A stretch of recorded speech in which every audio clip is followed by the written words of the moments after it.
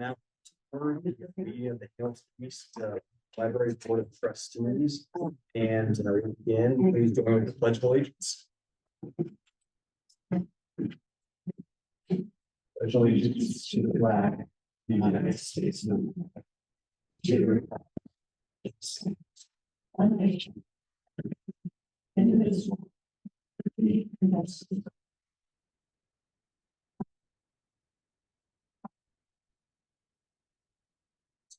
And we're going to have a slightly different operation this evening. We'll start with the library fiscal. Mike, I'll turn it over to you. Yeah. Yes. Do we have any additions or modifications to the agenda? Motion to approve. Second. All in favor of approving the agenda? Opposed? The agenda is approved. All right, now thank you. My name is Mike Reuter. I've been doing financial work for years. Some of you are familiar faces to me, and some are new. But so this evening, I thought I'd go into a little more detail for those that have heard this before. But tonight has actually been advertised as a public hearing on the budget. So I'll share some information about the budget, and we'd open it up for public comment. If anyone would like to comment on the budget. No actions required of you this evening. It's just for information. And then actually on September 26th would be your actual budget adoption. And from that point, what would happen is we would turn our materials over to the Department of Local Government Finance. They'll review and we'll get a response typically in December. So this is just early in the process. The fiscal plan has some pretty solid revenues in it at this point.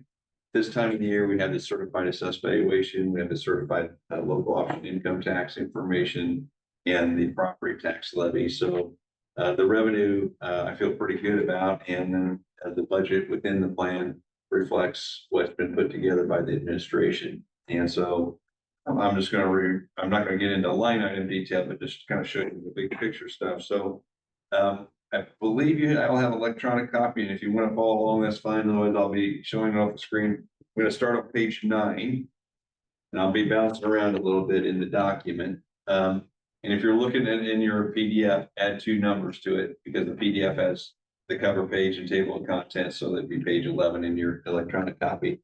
But this is what's called the 6-year non-farm personal income factor. It's a mouthful, but it's an important calculation in determining what our property tax will be for the incoming year, and shows what actually had happened prior years.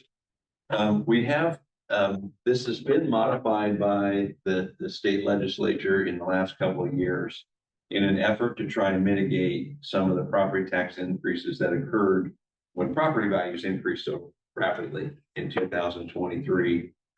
Initially, what they did, they said, we're going to calculate the 6-year non-farm personal income factor like we've always done, and then we're going to take it times 80%. And if that's more than 4%, we're still going to hold it to 4%. So they initially passed that. That was going to be for a 2-year period. But in the last session, they did extend that for another year. And unfortunately, that's producing some really strange results across the state. And you in particular are feeling the impact of this. The only way you get beyond this 4% factor is if you have growth of 2% greater than that of the average of the state on your assessed valuation. And that's a rather large number to hit now. So this factor, it doesn't matter whether you're north, south, east, west, urban, suburban, rural, whether you're a county, city, town, township, or library, or even the school operating funds are held to this. Now, in your case, also for a library, this doesn't just hold your levy down, it also holds your appropriation down. Now, in our case meaning the Library of Hamilton East, we have been fortunate in that when we did our debt a number of years ago, when we went for the debt with the county council, we had a budget high enough that we've not had to go back to them for a binding review because we've had sufficient appropriation. I'll talk more about that later. But nevertheless, this is the 2% growth, the 2% average faster than the state is really kind of a high benchmark to hit. And so if you would turn to page 8. This is our assessed valuation. This, as I mentioned, this has been certified in 2025 and pretty much in line with what I would expect. It came in at 7.73%. But you can go back to 2023 and you can see that the assessed valuation jumped 17%. Very unusual year. A lot of people saw 20% increases in their tax bills, some even more. Just depending on where that all fell out, where that property fell out. But for 2 years in a row, property values had increased pretty significant. And so they've been trying to limit that. But more importantly is this is what has been certified. But when you look at our 3-year average is 1.1028. That's significant. So in other words, our average assessed valuation is growing over 10%. Unfortunately, you have to be growing close to 11% to qualify for the appeal. And so the frustration of this is you could be growing over 10%, but if you don't get over 11%, you're being brought down to a 4% increase in levy. But if you get over the 11%, you get the super money, because then you're appealing between, let's say you're growing 15%. There's clients that are actually growing 15%. They're appealing for the difference in the 15% and the 4%. So they're actually getting 11% more in their levy. Now, some of you know this, we've attempted this appeal a couple of times and got really, really, really close to qualifying. And we don't qualify this year. I know that for a fact, but we might get close again next year to qualify and get over that. But nevertheless, it's kind of frustrating because you can have a community growing 4% and getting 4%, or you can have somebody not growing at all and getting 4%, or you could be growing 10% and you're getting 4%. And so we're losing ground. Right? We're a growing community and 4% isn't sufficient. Now, some of this we've been planning. This is not something we can't overcome, but we are losing ground when it comes to the property tax fund. Again, we're not in a situation where we're going bankrupt, but at the same time, when we're fighting inflation, when inflation was at 9%, we were getting 4% in our levy. So we lost some ground in recent years, and it's starting to show up in some of those forecasted years. I will tell you though that there is a lot of conversation about changing the 6-year non-farm personal income factor to being more unique to the community, maybe something that reflects more what's happening in the community. And for some, that won't be good. They're not growing. But in your case, I think that may not be a bad thing. We'll see. This next legislative session is a long session, and it's going to have a lot of property tax conversation. And so, but if they do move to something like that, let's say they came up with a 6-year non-farm personal income factor that reflects the library, that would be a reasonable increase. And so we technically could get that levy increase of 7.73%. If our levy was growing that fast, our tax rate still wouldn't go up. Our tax rate's been declining because our levy's lower than our assessed valuation growth. You're going to see that in a moment when we talk about tax rates. Last year in 2024, that's actually artificially low. Another measure the state took to try and mitigate some of the the increases is they increased the supplemental homestead deduction. It was 35% in 23, and it went to 40% in 24, and it dropped to 37.5 in 2025.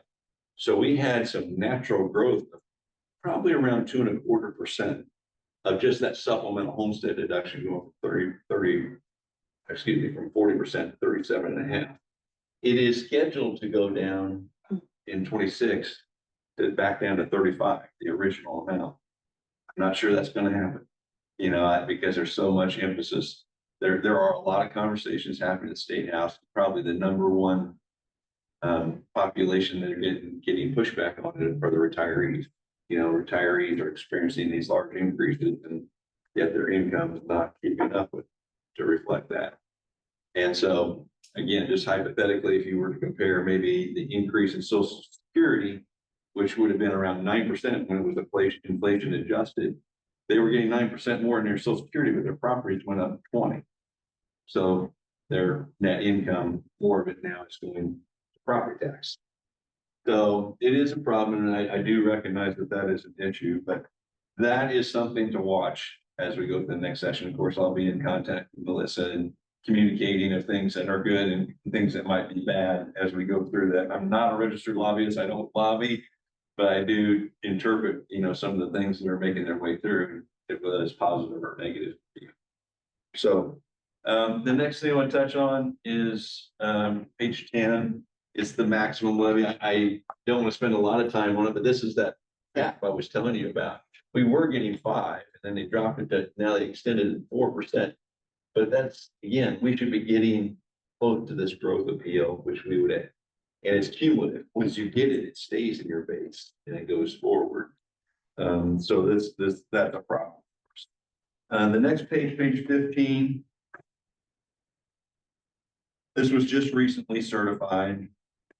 Your second largest source of revenue is lit, and so and this is another strain point for us, not countywide, but it is a strain point for your portion of the revenue, and I'll show you that in a moment. But the last known collection year is 2022. This is a calendar year number, and it was up 4.56%.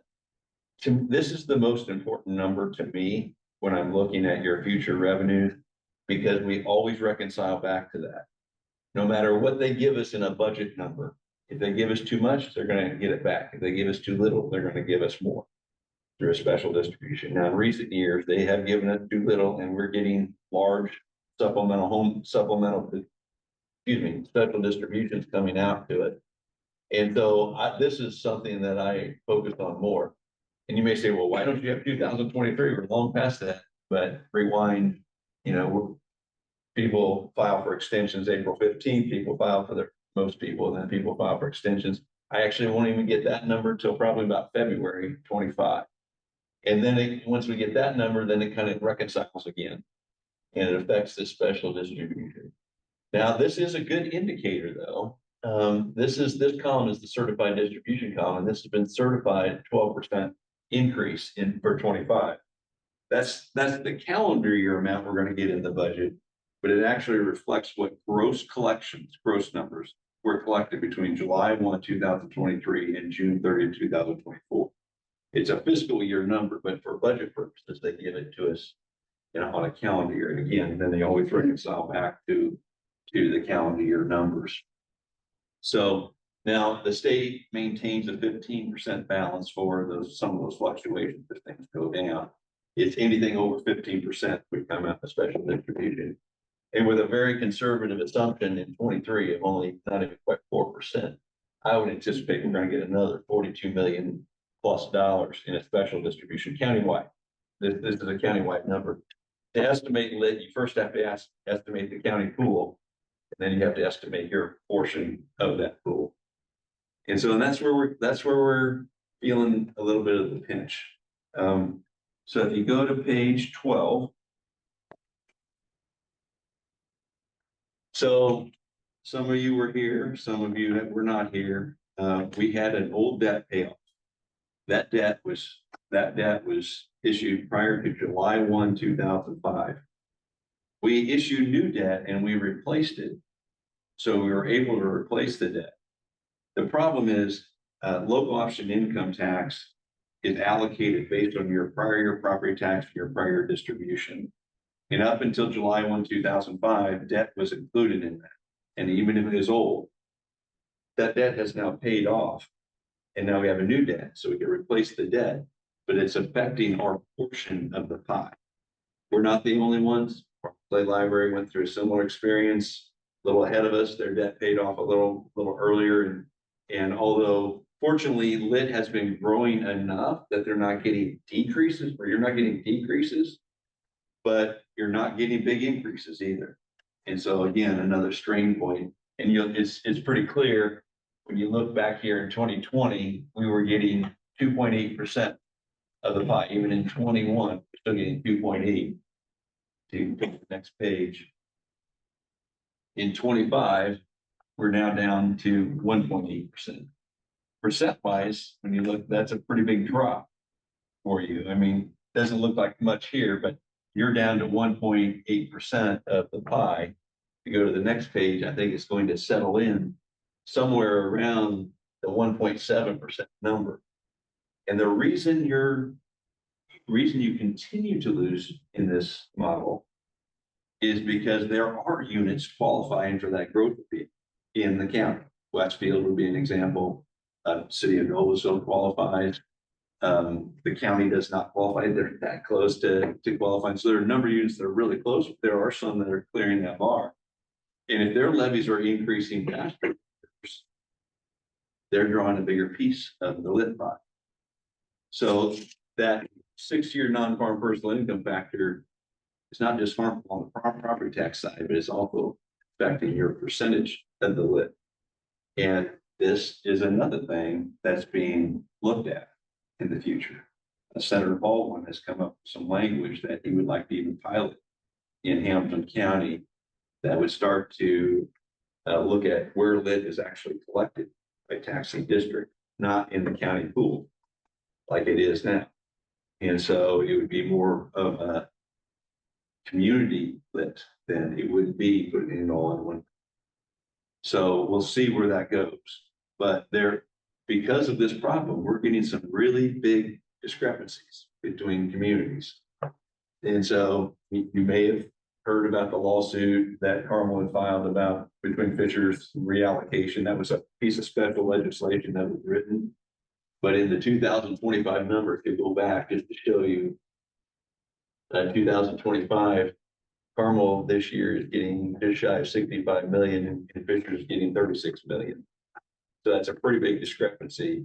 You know, when you look at the populations are pretty similar in that sense. So I would look for a couple of things this session to have a lot of conversation.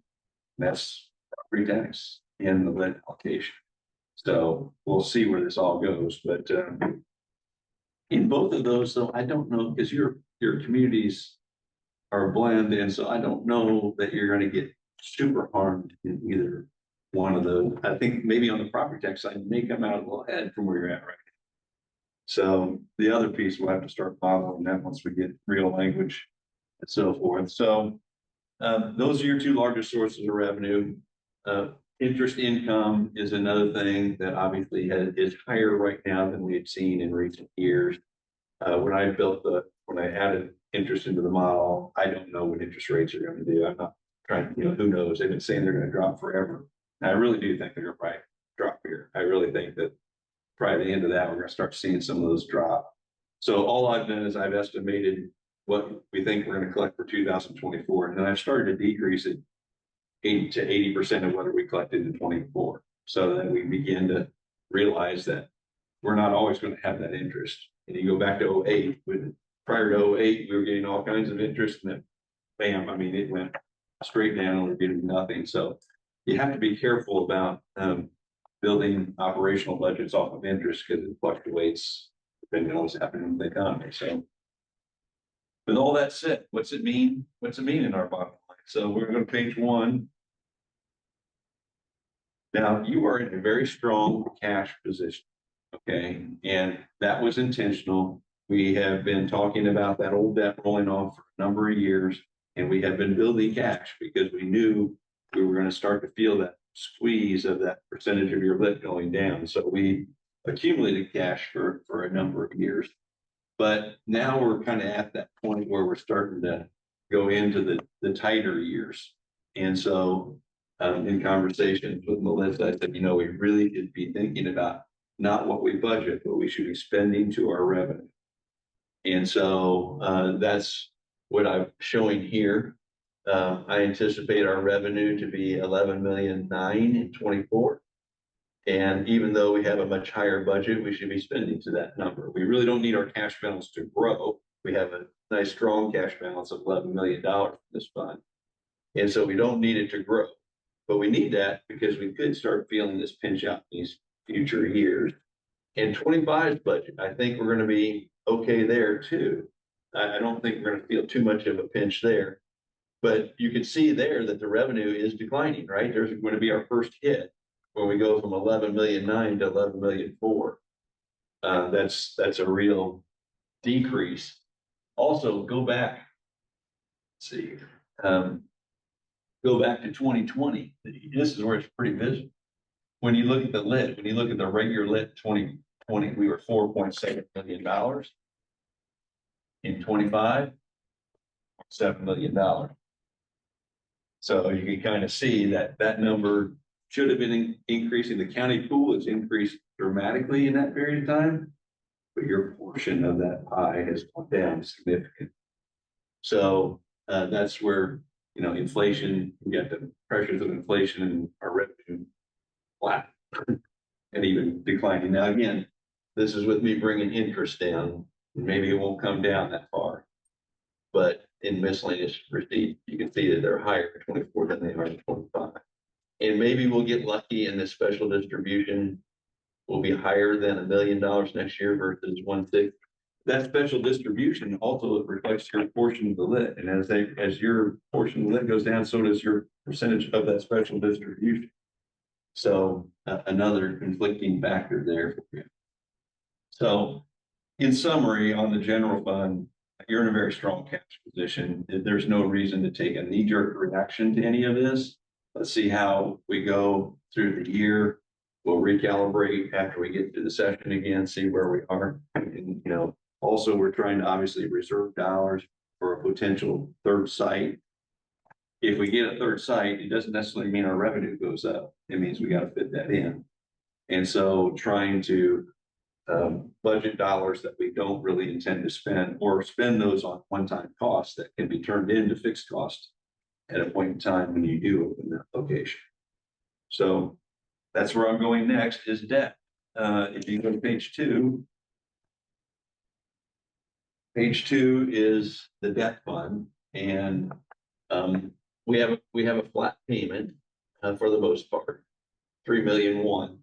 And that is for both locations. We did 2 bond issues when we went through the expansions, and one was shorter and one was longer. And what you're going to see is in 2029 that shorter one pays off, and so you see this surplus out here in 29. So we will want to begin conversations probably in 26, early 27 about with the county council. You will have to, if you do another debt, you have to go to the county council to get that approved. All debt, you would approve it, but it would ultimately have to have the county council as the fiscal body approve that. Last time, you know, we explained to them that we weren't going to raise the tax rate. We've honored that, and I'll show you that in a moment as well. But if we don't do anything here, if we don't get a debt issued, this levy is going to be cut in half. Okay, and that tax rate then would drop significantly from that point. Nothing else can be paid out of debt. Debt is just what it sounds like. It is a mortgage payment. But you collect enough property tax in here to make the payment, and that's it. That you can't leverage debt to go for operating costs. It's just purely for capital. The next page, page 3. I'm not going to talk a lot about this. This is an old LRF fund, and I've been encouraging my library clients to move away from this fund. This is what I would call the old rainy day fund, where people used to take money of the general fund and put it in there and set it aside. It's restricted to capital. And so why put it in a restricted fund when you have a rainy day fund? If you have a rainy day fund, it's flexible. You can use it for pretty much any purpose in the general. So we had the full amount appropriated this year. We're probably not going to spend all that. And so we will appropriate that balance into 25, and then this will be a fund we will no longer track. The next page is, excuse me, not the next page, 2 pages in, page 5. Page 5 is the rainy day fund, and we have a nice rainy day balance. We do have almost 3.7 million appropriated. We have a large amount appropriated this year with no intent to spend much of it. But next year, this is the difference. That amount is the difference. You allow your budget to grow 4%. It is the total budget. And so we built the general fund budget, and this is the difference, what is allowable up into that 4%. Although Melissa has shared that, those early costs of a new project are probably going to be around 3 million. So we might start to encumber some of these funds if we don't actually spend. We might start to encumber them because you'll have some of those soft costs early on in the project that you'll. So even if you spent all of that money, you'd still be at $1.9 million in your rainy day fund on top of the general fund cash. So again, I started off by saying we're in a strong cash position. We are. That was intentional. We built cash to try and get through maybe a potential dip without having to do anything drastic. And then finally, the tax rates. I'm going to skip a couple of pages here. Page 7.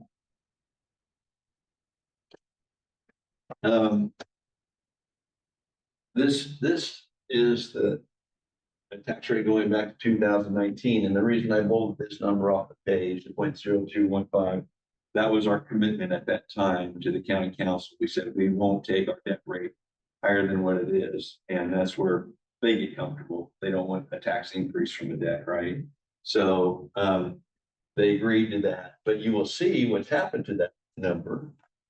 In 2025, it's going to be down to about 0.0173 because our AB has grown so much. With a flat payment, if your payment remains flat and your AB goes up, tax rate comes down. So, although I would say to you that when we get ready to make a commitment, they're going to want to expect us to make the commitment for what our new base is, not back in 2019, because they wouldn't want to see that go back up. But nevertheless, but when you look at your overall tax rate, even the cash position you're in, everything we've got, your tax rate has declined from 0.0601. And my estimate for 2025 will be at 0.0475. So one of the reasons it's declining, you look at your general fund rate, you get the 4% increase in the levy, your AB goes up 7-8%, tax rate comes down.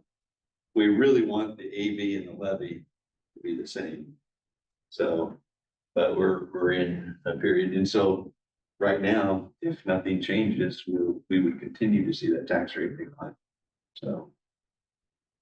That's a lot, I know, in a very short period, but hopefully it gives you a better feel. Some of you, it might be new to, some of you heard this before, but you're in a good financial position, but the caution flags out. We continue till we hit bottom and start to peak back out, and then really get our expenses aligned to where that's where we got to be. So, I'd be happy to answer any questions. If not, you can open it up to the public for comment and then close the public hearing. That's all that have to be. Melissa, I don't know if you want to cover on 3. Did you want to read a statement there? Do we have to officially open The public hearing? Yeah. You do. Typically, that happens is you open a public hearing and close the public hearing. Discussion first or open the hearing? any questions? Any questions? So I guess we're waving the caution flag until we peak again. She said, what, as a practical matter, what any advice are you giving the library in terms of kind of weathering that riskier area? I think we hold tight till we see what happens in the session. We might see some positive outcomes. So we may not be, it might get better for us. So I would say next May into April, we'll know what the outcomes are. But expect kind of a rough ride to the next session. And then of course the Library Association will be watching this pretty closely too. All the associations are watching this. So I would say hold tight, don't take any knee-jerk reactions right now to what I'm sharing. Let's see what comes out on the other side. And that the purpose of the model is to see these things in advance and you adjust accordingly. This is a live document. I'm always updating this as new information becomes available to me. And so it's not an exact forecast because one legislative session changed everything. We're also working to keep our fixed costs from growing. So we don't want to get into a position where we add a lot of staff and we can no longer to do that. So that's another thing that we're doing to make sure that we don't overextend them. Questions for Mike? Thank you so much for all your work. Pleasure.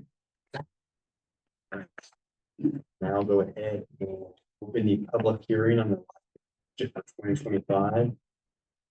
Melissa, would you, are you supposed to say comments specific on this? And then I think it comes after. We don't need a separate public comment for this hearing. We do, but I think I have to read this first. Yeah. Yeah, and All then right. I'll do it. All right, so Melissa, would you please read the rates and levies from the advertisements? Okay, so for 2025, the proposed advertised budget for the Hamilton East Public Library and the rainy day fund, the budget estimate is $3,686,674 with no associated levy. For the general fund, the proposed budget is $13,810,469 with the maximum estimated levy funds to raise property taxes of $5,481,319, which would correspond to the rates not to exceed 0.035. For the lease rental payment, the budget estimate is $3,112,950 with a maximum levy of $3,132,182, corresponding to a rate not to exceed 0.02. The library improvement reserve fund has a budget of $600,000. There is no levy associated with that fund for a total estimated budget of $21,210,093. Melissa. All right, now do we have any public comments specifically on the 2025 budget? We'll have a for general public comment.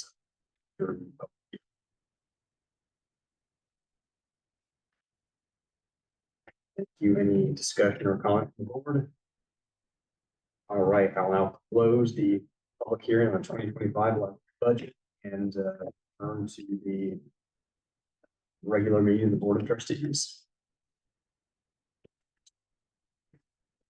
All right, do we need to remove any items from the consent agenda? Thank you, Mike. What? Okay. Okay, We have any actually, tied yeah. up? We haven't done. Any items removed from the consent agenda? Right, second motion to approve the consent. All right, all in favor, say aye. Any opposed? Motion carries, the consent agenda is approved. Nothing has been moved. All right, the next item on our agenda is the officer slate for the 2024-2025 years. Do we have a report? The nomination committee? Like I said, Yes, nominating committee met and came up with a slate of officers that we're proposing. President Andre Mishka, sorry, I always get Vice President Kim Morgan, Secretary Susan Crandall, and Treasurer. A motion to approve the nomination. Second. All right, all in favor? Any discussion before we vote? It's a fantastic slate. Right, all in favor of approving the slate proposed by the nominating committee? Say aye. Any opposed? Right, motion carried. Thank you all for being willing to serve. Yes.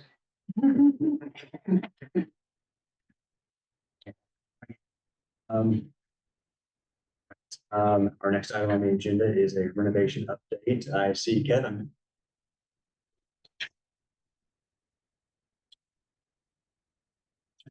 Hello, sorry, I didn't speak last meeting. I assume everybody got back at the update. Okay. And I guess in general terms, the good news is we're getting down to the finish line of both projects, I would say. It's a general statement. There are a couple of updates to what you have, because we tend to get toward the end of the project, things kind of happen a little. for the doors, try to get things closed out, which is a good thing. In terms of the outstanding punch list items at Fishers that we have, on phase one, which would be with the term project. There's not a whole lot left on that. I mean, there's some frustrating little, not small things on there, but we're down to about $30,000 to $40,000 standing to be completed. So that list of punch list items has been significantly reduced. We're also getting to the point, we've got a couple of items, there's 3 and 4 on your list there, items 3 and 4. 3 was getting some fire alarm things worked out. So there's some components to the existing fire alarm system that we didn't really do as part of the project. We knew we weren't going to do it, that's intentional, and we had talked about it being part of a future project. There was some oddities with the new system and the old system not playing well together, the fire marshal flagged. So that's what item number 3 is getting worked out. So we kind of accelerated doing that work where it wasn't necessarily a plan. It was somewhere down the road. It became up, well, we need to do it now to get our final certificate of occupancy.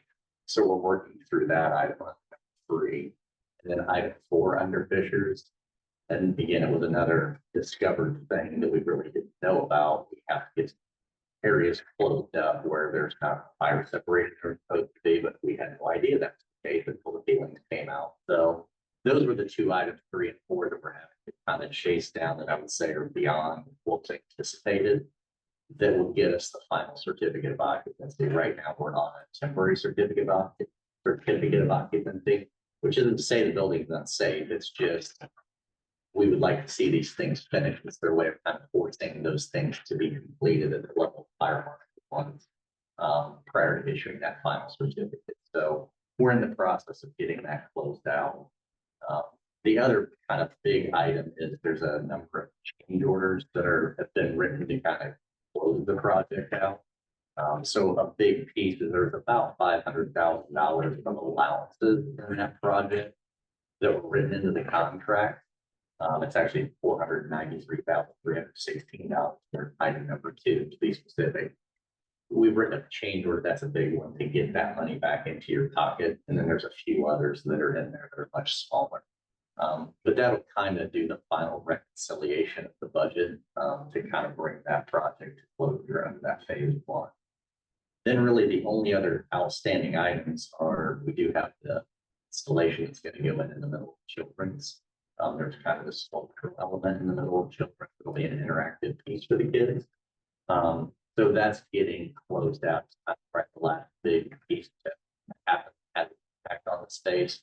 The rest are just chasing down, this not working, that, how do we, get things fixed? We're kind of crossing into that warranty phase of work where, okay, an item hasn't worked the way we've anticipated, and you've got 2 years of warranty on all of these projects.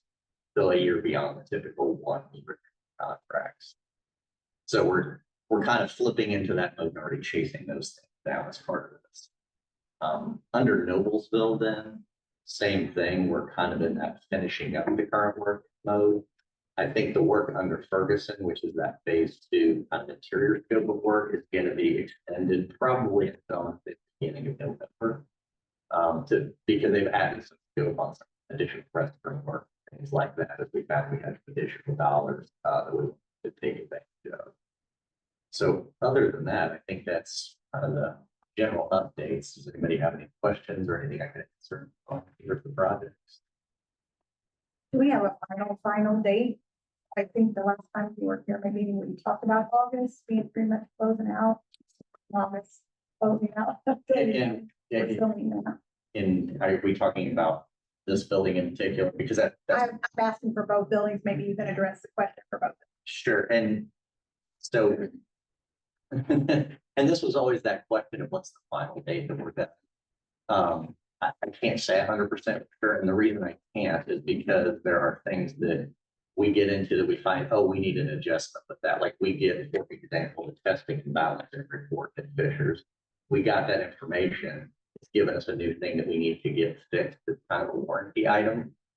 So again, that project is really done for all intents and purposes. We just chase down these sucky things that, oh, it's not working the way we thought, or there's lights going out on the lower level. Why is that? Because it just started happening. So now we've got to chase those things down.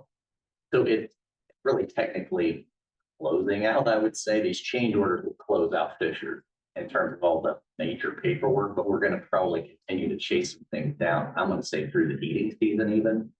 Because we've had heating issues with the testing and balancing report, we're making those adjustments, but we won't know, did everything work the way it's supposed to? Is there something else in that system that we need to make an adjustment on? So that'll be ongoing, probably for 6 months, but it's not like places are gonna be closed down in the library, if that makes sense. And that's more at Fisher, because we've had, again, some restroom work here, where stuff was gonna be done here in August in this branch. There will be a couple of spaces that will continue to be under construction for 2.5 months to get that stuff finished up. But again, it's not, the stack won't be unavailable, things like that. There's no major spaces that would be unavailable for you. Thank you. Questions for Kevin? All right, thanks so much, Kevin. Thank you.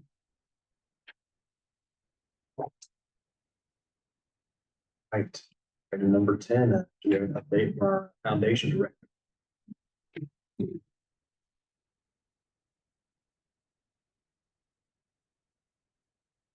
Hello, you have a document in your packet, and I'm not gonna go specifically over that, but I'm just gonna give you kind of an overview. As we've looked at the work of the foundation, getting this started here, we determined it's gonna be best for us to just start from scratch with a new foundation. Make sure the old one has been closed out properly, get. There's some funds that we're gonna get moved over to the new foundation. The foundation cannot start receiving gifts until we actually board, approve bylaws, approve articles of incorporation, and then get a determination from. That's gonna take us probably a couple months, once we get the board can vote on approving those documents. Our kind of target goal is to get that done before, or by the end of November, so that we can maybe actually get out a little bit of a campaign for gifts initially on Giving Tuesday. That's kind of what we're targeting right now.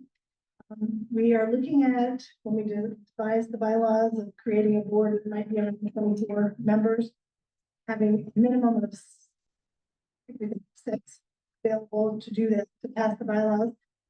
So in the next month, we're going to be recruiting those first initial 6 board members. And then by the end of the year, I'd like to add that an additional 6. So we start 2025 with at least 12 people for the foundation. And then we will do plans once we get the bylaws passed, passed.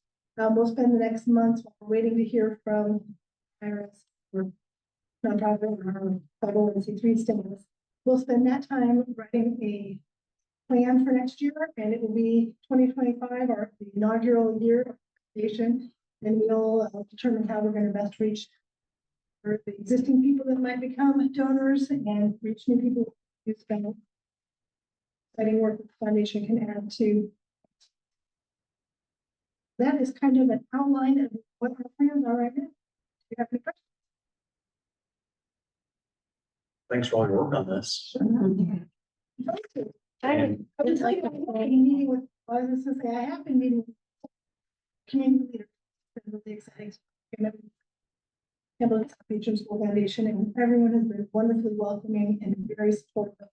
They really believe in the foundation will to. Quick question. You said we're targeting maybe 24 board members. Essentially, How long do you think it'll take to ramp up? I think that when we start out with the 12, that as we do our early work, there's going to be a lot of work to do, and so working with a smaller board initially might be a little bit easier. We'll use those 12 people to help us figure out what are the things that are working and not working as far as board training, board education, the expectations, expectations that I'll communicate with the board members before we recruit them. And so then we'll use them, and in the next year, we will identify people that can be additionally additions to that board. So I would say maybe 2025.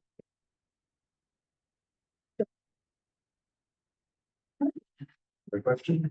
I just wanted to say that Lisa's been doing a great job. She, we had somebody reach out about wanting to make donations in someone's honor, and Lisa has just been really great at helping us navigate that, because it's not something that happens for us every day. And so she's helped us figure out how to do that with our friends of the library, because we don't have the foundation and running and helping us with interact with the family, and just to make sure that we're being supportive of them. And so I just want to say that we're really grateful to have her on board, and she's just been immensely helpful already. If you want to count that, we've already got $6,000 into that. Yes, in just a few weeks, that's fair.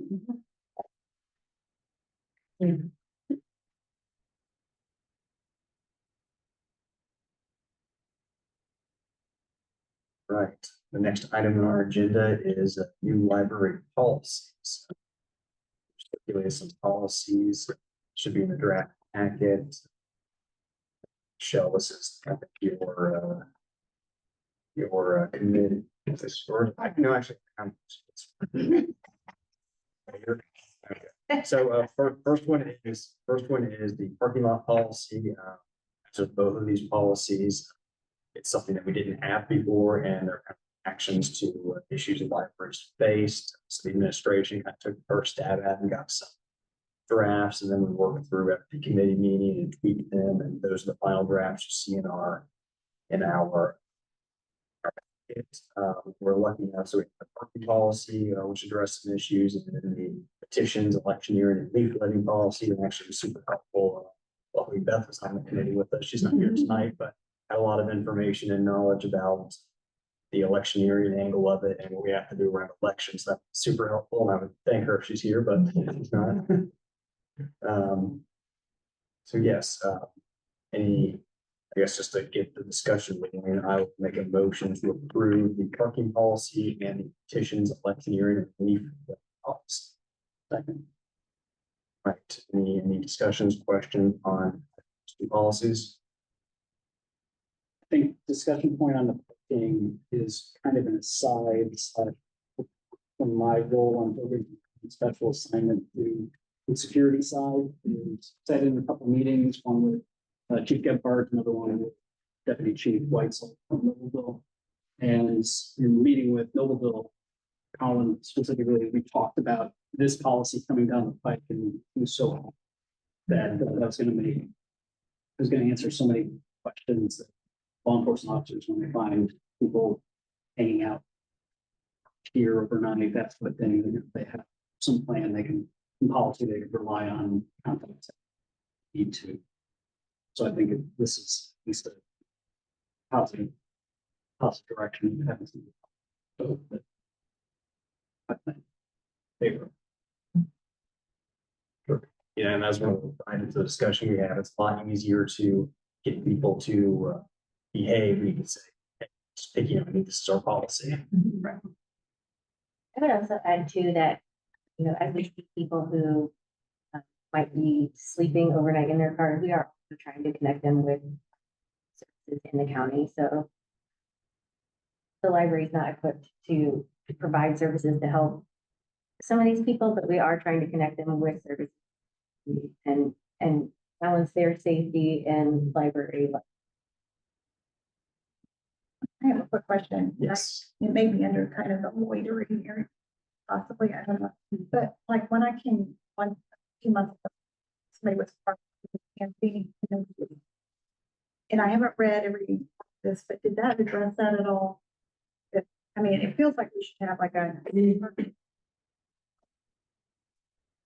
definitely your car application.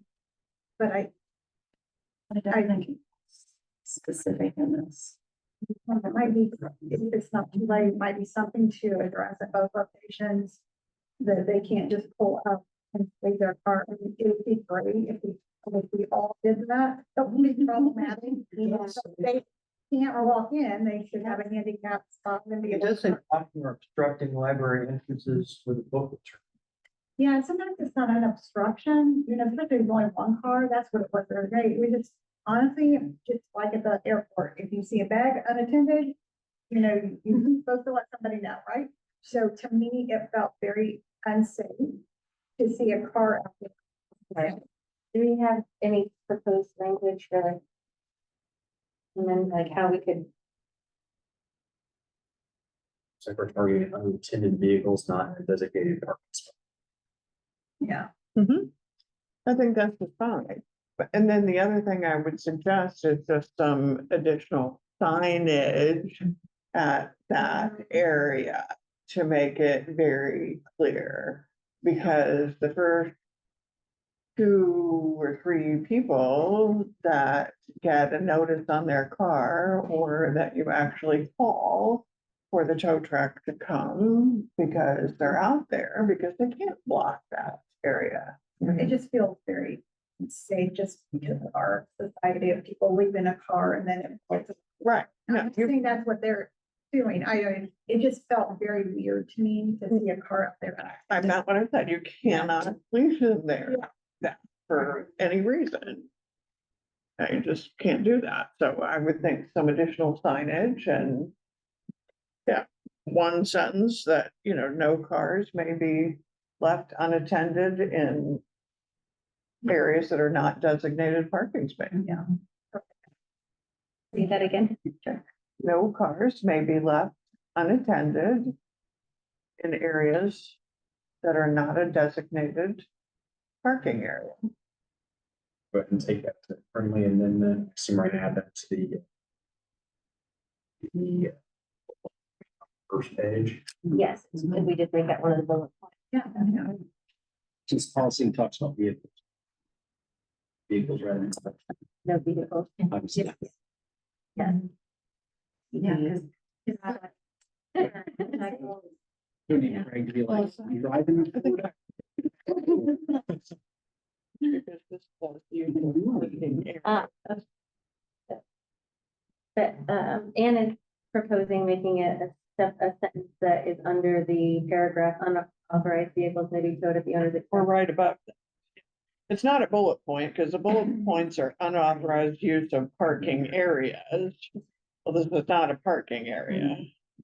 So make it its own separate sentence above. We're gonna tow you. Thank you. Well, and also it helps, the flow of traffic if, in case somebody else needs to. Right, or about an ambulance. Or, Right, that's why you can't tolerate it. There's a Right. lot of reasons why you can't tolerate it. So do we have like? We get signage Yeah, or, we can get, you know, and that can be part of our security upgrade. yeah. Makes sense. So I'll accept that as friendly amendment. Was this whoever seconded also? Yes, I can. Uh, Any other comments, questions before we take a vote on the 2 policies? All right, then on favor of the 2 policies including the packet, minutes. Any opposed? Motion carries.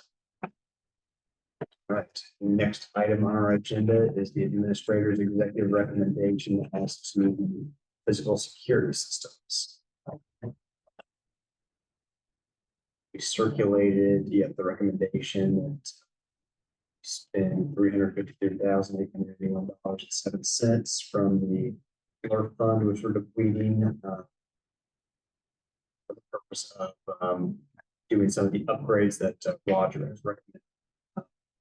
So to start, I'll make a motion to approve the executive recommendation. Second. Discussion of recommendation. Also, I saw that, so security wants, their bid is much lower initial dollar amount, much higher monthly. How does the contract deal with the monthly costs down the road? What's the term on? Well, so this would be like for 3 years, because that's the length of term of the time for the licensing that we have. And so when we did the math, even with the increased monthly cost, it's still significantly less than the other 2. It would take us 24 years to recoup the difference. Yes. And I was just trying to figure out are we gonna see that increase? And we have to Well, renegotiate so that one of the every things year. that Roger indicated too is that, we have right now one company doing the work and then monitoring all of our systems. But once we will own the equipment and we're paying for the licensing, and so if at some point we do not want to, we want to switch over to another company to monitor the equipment, like that's an option. So we wouldn't be signing a multi-year contract for the monitoring. It would be separate for the install and the equipment, and then also we would have an agreement for the month. Did this include staff training or is that something separate? So that would be, so it does include staff training on how to use the equipment, and I just want to tell you, so we had 3 people come in and present to us, and we saw demonstrations of the equipment, and it is going to be a significant of what our current capabilities are, just with the cameras and then the access control. So it's just night and day difference of what we'll be able to, the cameras right now that we have. Some are better than others, some are just. Summer enough. Yes. So we're, we're very excited to move forward with this, but so when we reviewed everything, and they will come in, the vendors will come in and do training to show us how to operate the equipment, how to and one of the nice things is we can set up different levels so that, Molly and I can have a different level of access than, somebody who also, for security reasons, maybe that, they need to look at something, but so that we'll just have different levels that we can assign different levels, and they will come in and train us on that. Now, for the staff training on security, we do have basically most of our staff development day this year is going to be related to training. And so once we have this done, the next phase in our security plans are to work with Roger to develop new security protocols and procedures, and then policies to address some of the needs that we've identified. And Roger's going to help us with this. He's going to be present at our staff development day to do both of that training.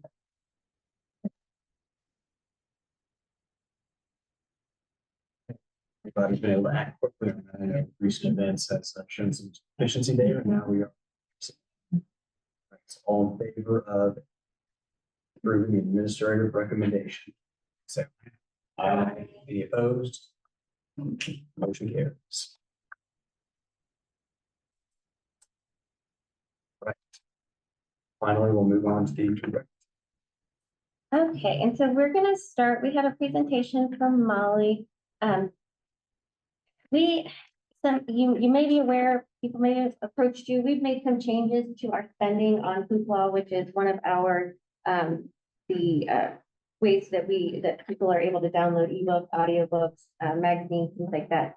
So we were looking at some financial realities and trying to address that. And whenever you do anything that people are using, there have been a lot of questions. So we wanted to have Molly come in and hopefully address some of these questions. I do want to just say that we have heard the people and we are listening. People have had concerns, they've had questions, and we are listening. Molly and I and Joseph, who's in charge of that department, we look at these numbers every single day. We have conversations about them every single day since we have been making changes. And so we are actively trying to figure out the best way to balance our fiscal reality with what patrons want and need. And so just to the public, we are listening, and we are hoping to address concerns moving forward. So. Okay, well, yes, so thank you for allowing me a few minutes this evening to talk through this. So as Melissa mentioned, these changes went into effect August 1st. That included canceling the Regal service, which was a streaming and downloading platform for music. But also these changes to how HEPL is in our instance. Just like she mentioned, we heard lots of questions, feedback, concerns, and we've already made adjustments to our adjustments. So we have made adjustments in response to that, but hopefully what I'm going to cover tonight will help answer some of those outstanding questions.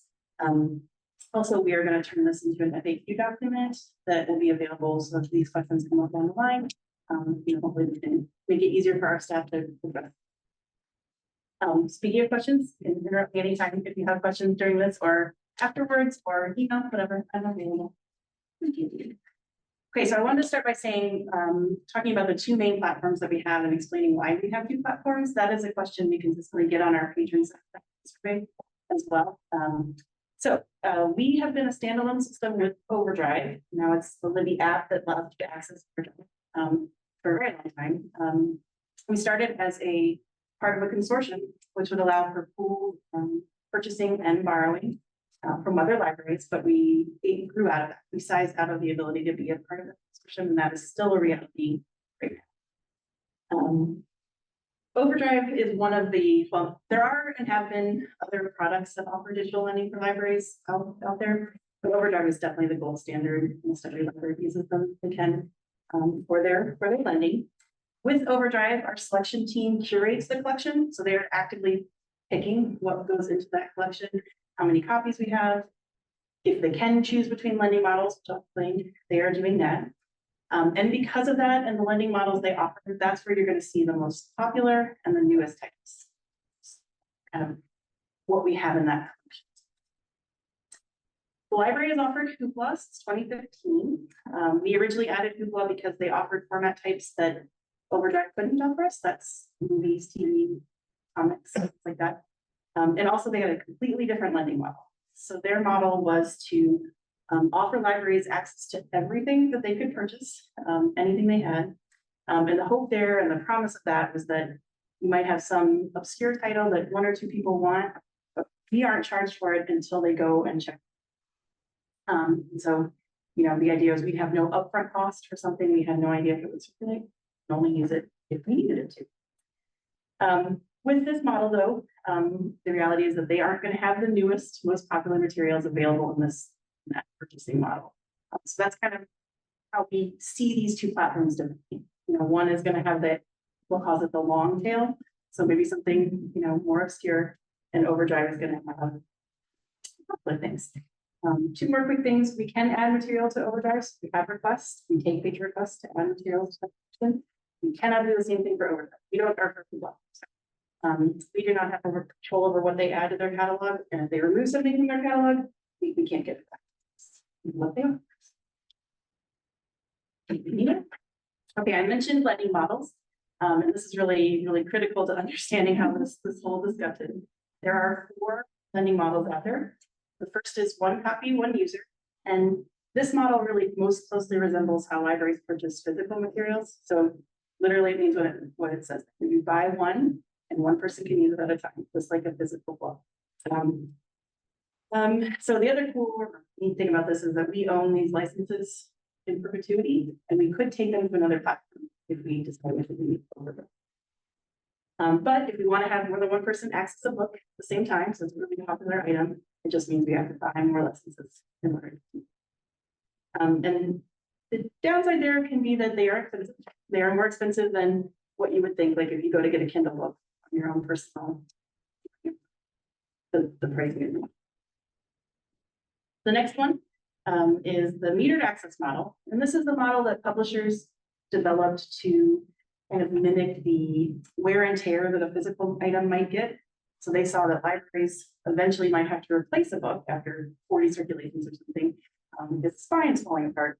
But we theoretically would never have to, you know, the spine's not going to fall apart on an ebook, right? So this was their way to get I guess, more profits on that. This usually works based on the number of checkouts or a time period. So it could be, you can have that license for 26 checkouts and then you have to rebuy it. Or you can have that for 52 weeks and then you have to rebuy it. They are generally cheaper. That is true. But again, it takes the staff time to maintain repurchasing licenses. And also we don't own that. So if we were to leave that platform. Simultaneous use is a model where we pay a flat fee to access a collection. And no matter how many times it is used, we pay that same fee. The most used simultaneous use package we have is Overdrive magazines. There's just one fee, no matter how many, and offers simultaneous. There is a newish model out there that kind of combines the metered access and simultaneous use. And that's a metered access at 100 checkouts. So what that does is you pay a fee. It's generally the most expensive fee that you could pay. And if 100 people can check it out, that could be simultaneous, or that could be over the course of 100 weeks, doesn't matter. But the same thing applies that we will eventually lose that license and have to re-up. And then the final lending model is cost per cert. This is again what Hoopla, way we use Hoopla, the only model that is available to us. And that means what it says. We pay nothing upfront and we pay a fee. Somebody checks it out.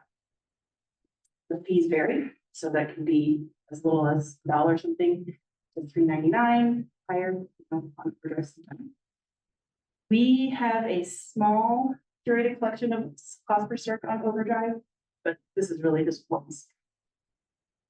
One other quick little thing is Hoopla does offer something called bonus borrows, and those are outside of expense. The library is not charged for those are offered, and the patron is not. That doesn't go against their limit when they are borrowing those.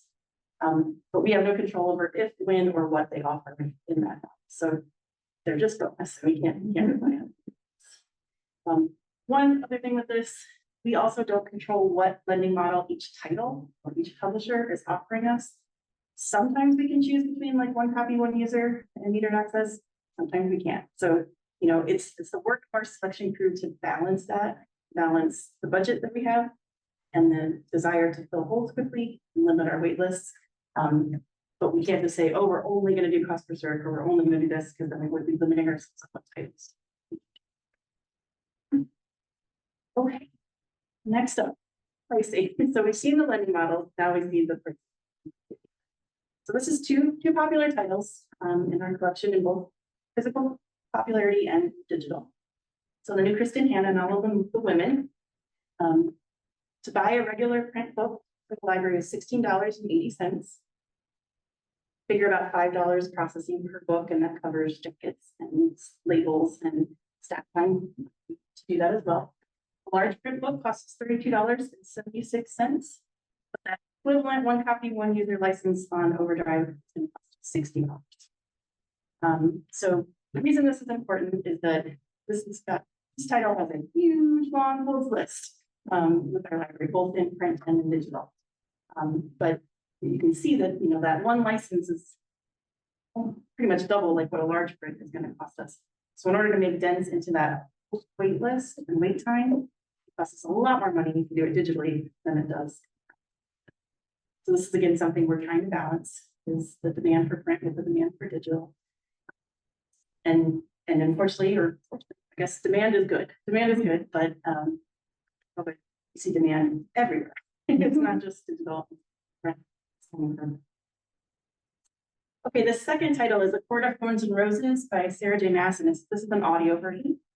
Now this one, we can't purchase this in audio CD. So this is just an example of how different platforms offer digital pricing. So to buy that one copy, one user on Overdrive is $73.80. They do offer this one in that 100 concurrent users that I was telling you about. So you can see that's more than double to do that $153.80. And then we see our cost per cert. So Overdrive is costing the charge of $4.90 for one cert, $2.89. And I know, like, that makes that the most cost-effective way to do it, is to looking at that $2.89. But that's going to add up and add up and add up. So it's again balancing that demand between filling those immediate interests, the interest for a title right away, versus building a collection that has value year over year. So that one copy, one user, we've spent that money once, so we can get circulations on it for however long it's wants to check. Versus this cost per cert.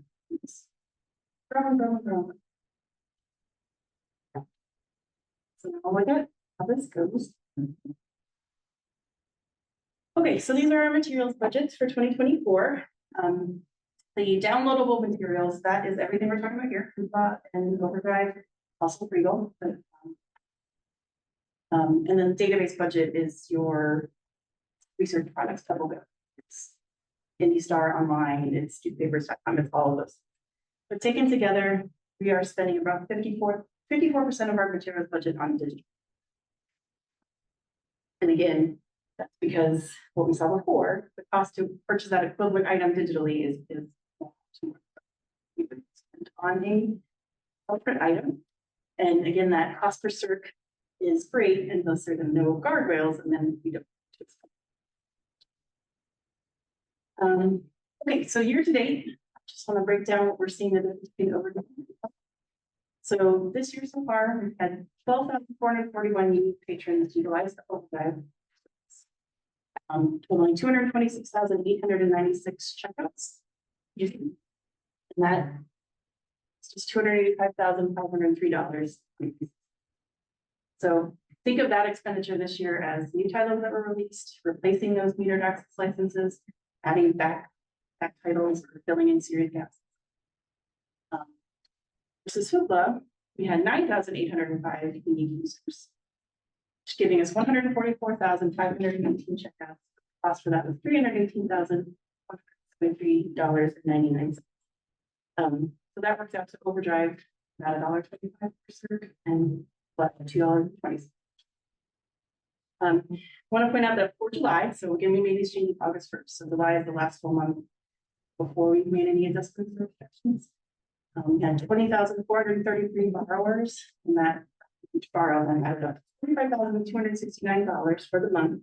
That's the highest month we've ever had, which was the highest month after June, which was the highest month after May. So it just continually goes up and up, which is great, except if you can't afford it. So the engagement is great, but we needed some guardrails in place in order to not wake up and somebody, 80,000 people have decided to check out 6 items overnight, and there goes our entire materials budget, so something had to be done to kind of cap. So this is what we have the options of doing. So HEPL allows 2 different real ways to restrict or setting in place different methods. The first is related to the content. So what we can do is put in a price cap per item. So right now, their maximum item is $3.99 per circulated. We could reduce that. We could reduce that across the board. We could reduce that for formats. For the audiobooks, want to say we're going to sell more, and ebooks, for instance, less. We could restrict by formats. We only offer ebooks. We don't offer movies and television.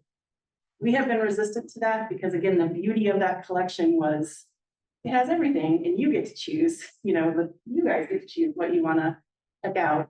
So that is an option, but we've kind of been, not wanting to go that direction. So the other way is to restrict by checkouts. So this is what we did. So the first thing we can do is restrict the number of checkouts per user per month. Before August, we were at 15 per card per month. That was actually throwback to COVID. That was something we adjusted and went up to from 8 to 10 to 15 during the COVID years, because really all of our spending had been shifted to digital content and getting as much as we could out. So we did restrict that down to 6. That is really more in line with what other libraries are offering, and maybe even higher than some anyway, as well. The second thing that we can do is to set a per month spend. And this is what I kind of mean by that guardrail. If we don't have that in place, we could not know what our budget would be. So what that does is we take our how much can we afford to spend over the year, divided by 12, that's our monthly cap. Now, the unfortunate thing is that the way that HEPL rolls this out is that they take that monthly cap and divide it by the number of days in the month and set a daily cap. And the daily cap resets at midnight. So, our cap might sound pretty good for the month, but then for the day, it's a lot smaller. And then as soon as people start borrowing at midnight, we run out fast. So that's what I meant when I said we made adjustments to our adjustments. The original cap we had in place, we were hitting blocks at 6 a.m. earlier, I think, which, if you're the night owl, that's fine. But, that was not really an effective use of that reflection. So we have added to that cap in order to at least get us into the morning. That's something that when most of us are watching this every day, that's what she needs. Like, we're looking at that and seeing if there's ways that we can adjust affordably with also maintaining as much access.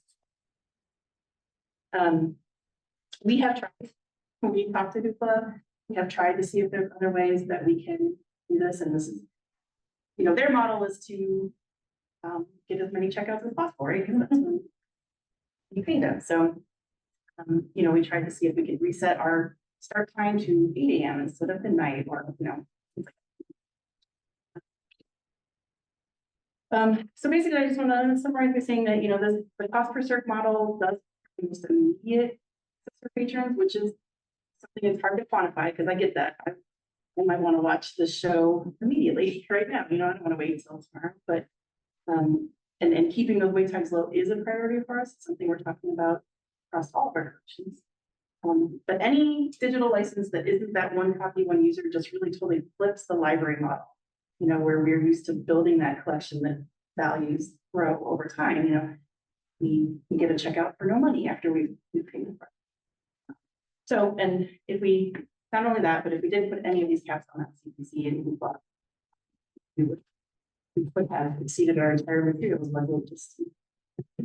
So we absolutely recognize that this, you know, was an impactful change to our patrons, and it's not what we wanted. And you know, we are continually looking at what we can do to better this. And really our overall goal is to build the best collection for our communities and develop revenue, balancing that. With that, any questions? I feel like I talked for hours.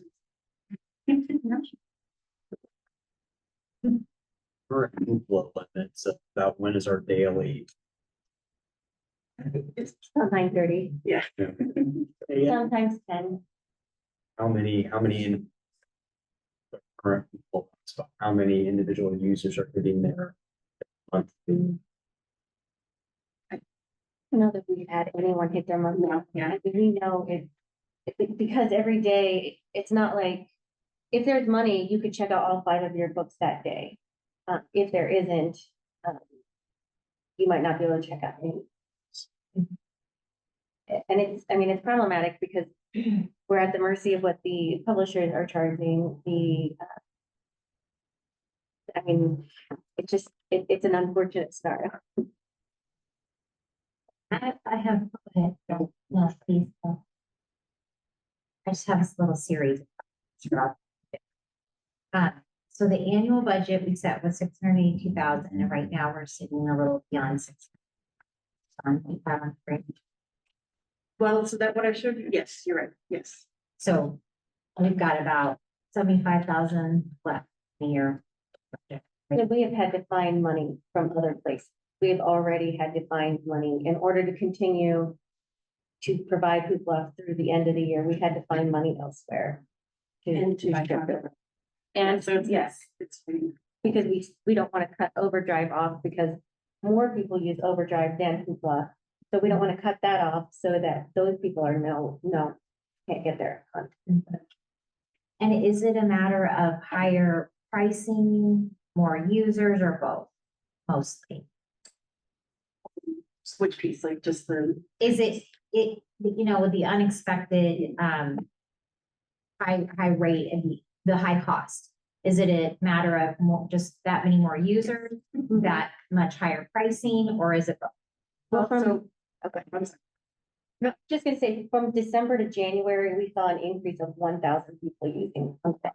So that was, I mean, I don't know if the publishers are charging more. They have So previously. the hoopla cost per circ really hasn't changed. We really average about $2.20 per circ. That really hasn't changed. So for hoopla, it's definitely just engagement and more users, which is great. I totally get that. Overdrive, that's where we see those costs for digital materials. Driving the bigger spend. So just the popularity of ebooks, audiobooks since COVID, that's really kind of sent that trend. And a lot of libraries are just, they're discontinuing service with Hoopla, and we're trying to avoid doing that. It's popular and we want people to be able to use it, so we're trying to find ways to make it work. It's just unfortunately painful.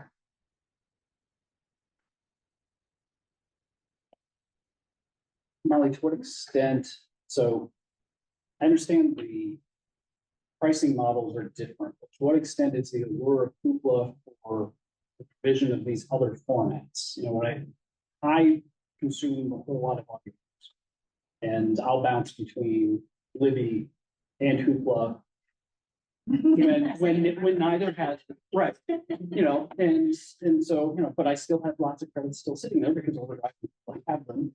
But I'm interested in how much use those other formats are getting, because it is, on the one hand, I don't want to necessarily immediately think that overdrive and Hoopla are completely oranges and oranges. And I don't know if you can speak, if my question makes sense. No, it really does, and I had written down the percentage, but it is overwhelmingly audiobooks than ebooks that are used on Google. So it is, The traditional digital stuff, not the yeah. I will long make, tail yeah. sort of format. Well, and I think it could very well be the one tail of an ebook, but not, not necessarily. Right. I will give you those. More of an availability thing, because I found very obscure things on Hoopla and And I think their audiobook collection is the best, like it is the most sought after titles of all those formats, so that's probably the reason why that's high too. I was thinking of something like. Oh, and then,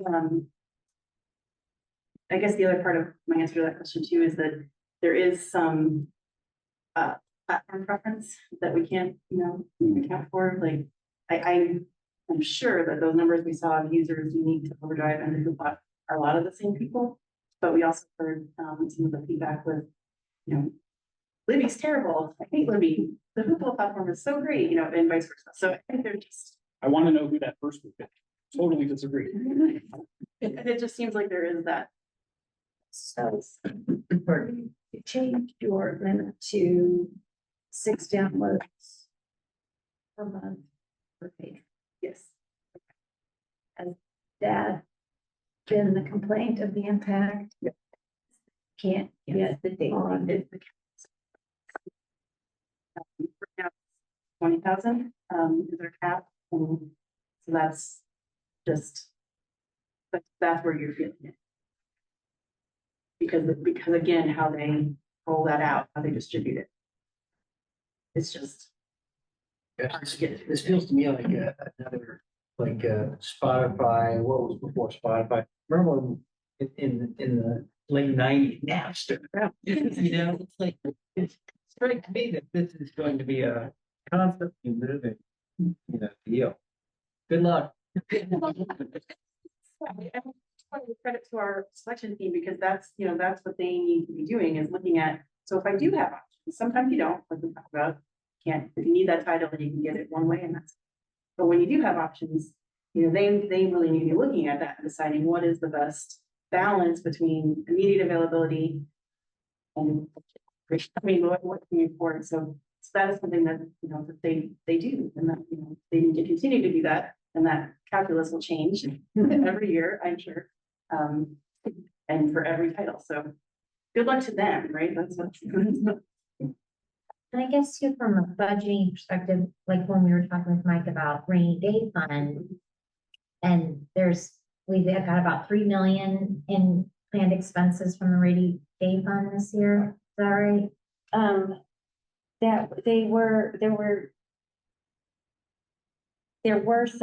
There are some that we are going to spend but most of that is going to be carried over for next year to cover costs for the third branch.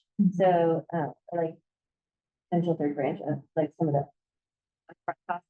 So there are some things we are going to pay for, and we're hoping to use the LERF fund to cover most of the security upgrades, but there might be additional things that we need to cover out of rainy day. There's some furnishing needs we have, so we're trying to be careful about using like just patching things so we don't get reliant on it, because that money's going to go away eventually. Or if we're spending it, if we have that plan to use toward the third branch or furnishings, other one-time fixed costs. But if we just keep patching this, eventually we will. Right.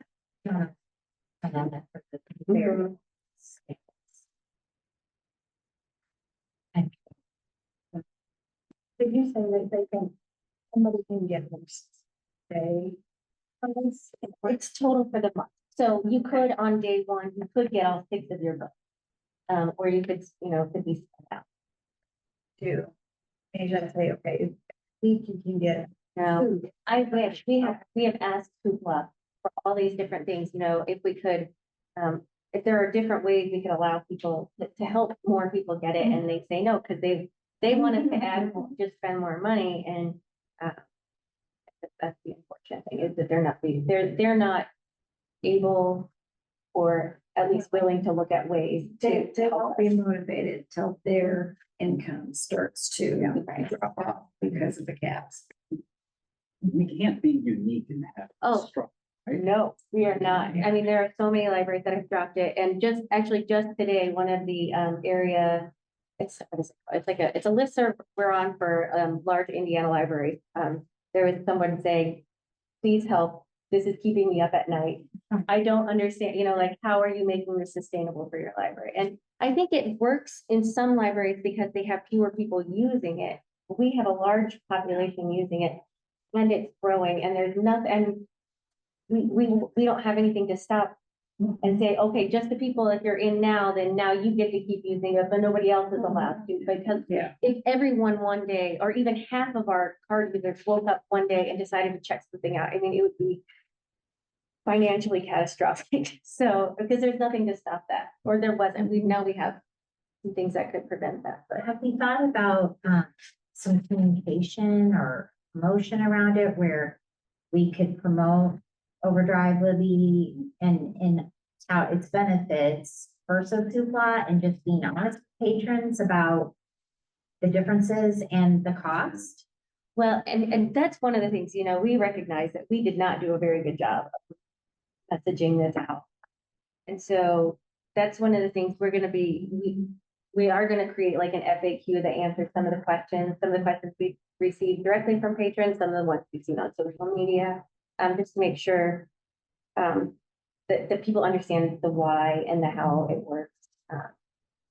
We don't want people to think that we're just, arbitrarily trying to take something away, that there is a reason, and that we're trying to just be responsible with taxpayer dollars, and we don't want to impact in other parts of the collection or other library services.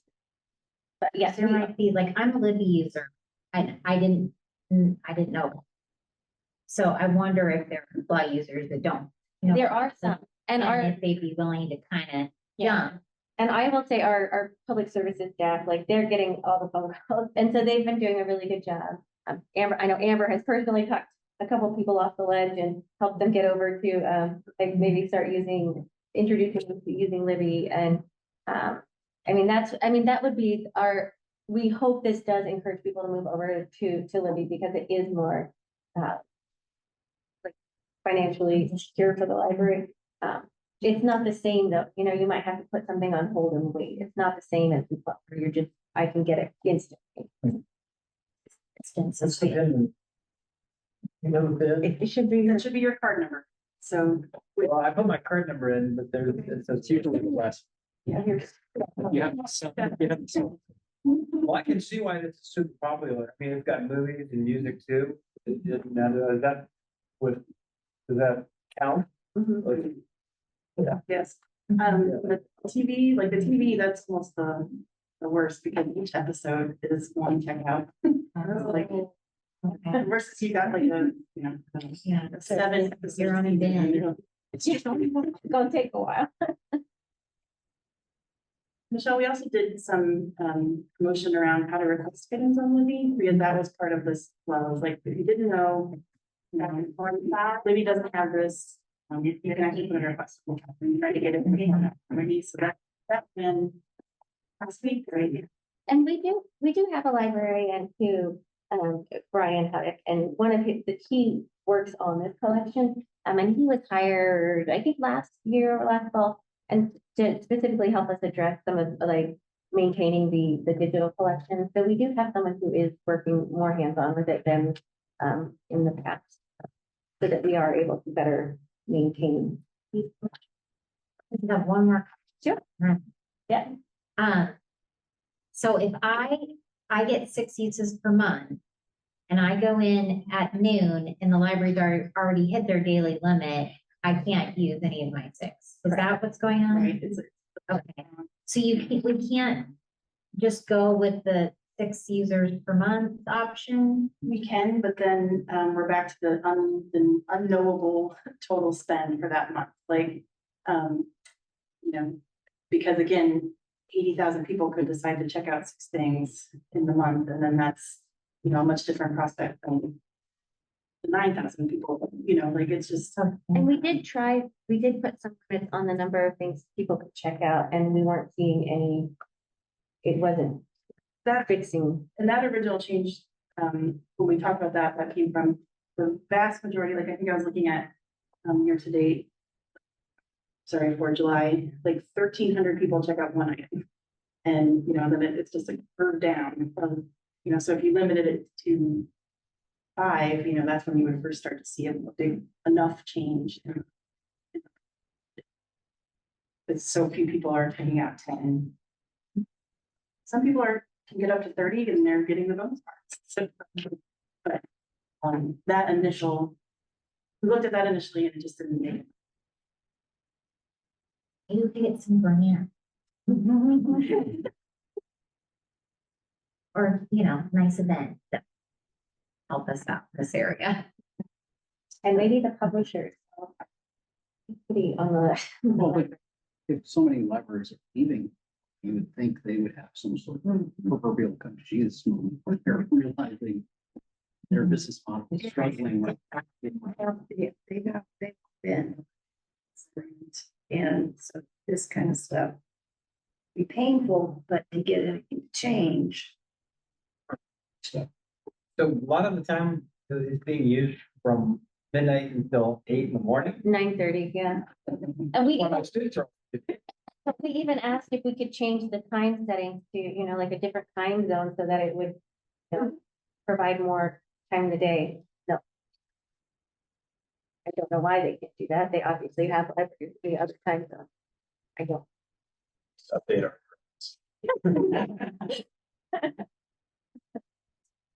But I do think on the visibility of Hoopla and Libby, the new app does a good job of, you know, you search for content in the app and it's telling you, hey, you can find it physically, or you can find it in Hoopla, or maybe it's available in Libby, so you can see if it's available in any of those 3 different. So, Yeah, it touches the heartstrings. That's exactly what I want. I want, you know, as a librarian, I want people to find what they want and be able to get to it easily. Right. Obviously, yes. Not, no, this is not appropriate.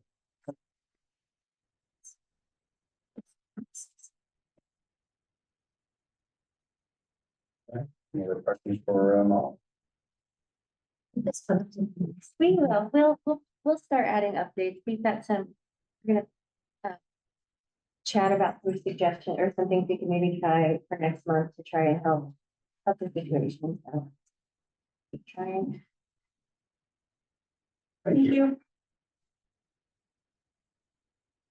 And then I don't need to go over too much else in, you know, I know we've gone late. I will say just, I wanted to do an update on the security. After, you know, last month's meeting, we, Andre has been working, he's been attending meetings with us, and so far we've met with, Fisher Police, Noblesville Police, the Sheriff's Department, the Assistant Superintendent at Noblesville Schools, who is in charge of their security plans. The Fisher's Police have a tactical team that came out and walked the library. So we've been working with all these units on just ideas and getting suggestions of things we could do to improve safety, and then also to, one of the things we realized was just the improved line of communication between us and the local law enforcement, so that they know who to contact, making sure they have updated coding plans, and so that's going to be ongoing work, but did want to give an update on that. And then the only other thing I will take time to mention is the summer reading program wrapped, and we have really good numbers this year. Almost everything went up. All of the participation, and not just people who signed up, but people signed up and then kept reading, because you can get people who sign up and then they don't they don't keep reading or logging the pages, but that went up as well. And, all of the staff did a great job, you know, it gets much busier in the summer, but just, specifically want to say that our youth services staff, you know, they bear the brunt of that, a lot of that, busyness, and so just want to, they did a great job. So shout out to them. And, I think it was a really successful summer reading. Melissa? Right, any other old or new business? I have just one thing to say, and I just want to thank Greg for serving as president, because this was your last month, right? It's me and my turn. So he was not expecting to be president, if some of you recall. But we asked him to do that back in December. But thank you for stepping up at a time when we needed good leadership and a healthy transition, and I appreciate it. Thank you so much. You do. You all for the opportunity to serve and working with me, and I think we've done a lot of great things. A lot, very great place. Reasonably, we're going to keep going in that direction. You all.